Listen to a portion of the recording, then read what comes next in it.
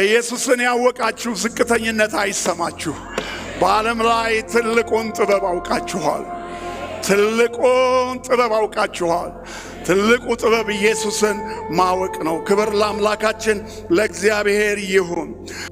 ኢየሱስ ክርስቶስ ለተገለጠላቸው የዘላለም ሕይወት ነው። አያችሁ፣ መለኮታዊ መገለጥ ይፈልጋል። ሰዎች ጌታን ለመቀበል እምቢ የሚሉበት ዋናው ምክንያት ስላልተገለጠላቸው ነው፣ ስላልበራላቸው ነው። ዛሬ በዚህ ጉባኤ መካከል ኢየሱስ ክርስቶስ ይገለጥላችሁ።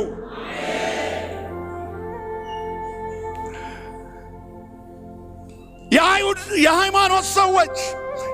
የሃይማኖት ሰዎችም ኢየሱስ ክርስቶስን አላወቁትም ነበር። በዮሐንስ ወንጌል ምዕራፍ 10 ከቁጥር 24 እስከ 33 ስታነቡ እንደዚህ የሚል ቃል ታገኛላችሁ። ኢየሱስን አይሁድም እርሱን ከበው፣ አይሁዶቹ ኢየሱስን ከበው እንደዚህ ያሉ፣ እስከ መቼ ድረስ በጥርጣሬ ታቆየናለህ? አንተ ክርስቶስ እንደሆንክ ገልጠህ ንገረን። አይገርምም? የአብርሃም ልጆች፣ አይገርምም? የሃይማኖት ሰዎች። ኢየሱስ ክርስቶስን ለማወቅ መለኮታዊ መገለጥ ይፈልጋል። መለኮታዊ መገለጥ። እስከ መቼ በጥርጣሬ ታቆየናለህ? አንተ ክርስቶስ እንደሆንክ ራስህን ገልጠህ ንገረን። እና ጌታ ኢየሱስ ምን አላቸው? አታምኑም አላቸው።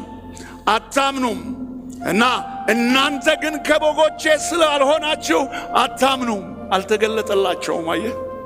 አልተገለጣቸውም። እና ምን አለ? በጎቼ ድምፄን ይሰማሉ፣ እኔም አውቃቸዋለሁ፣ ይከተሉኝማል። እኔም የዘላለም ሕይወት እሰጣቸዋለሁ፣ ለዘላለምም አይጠፉም።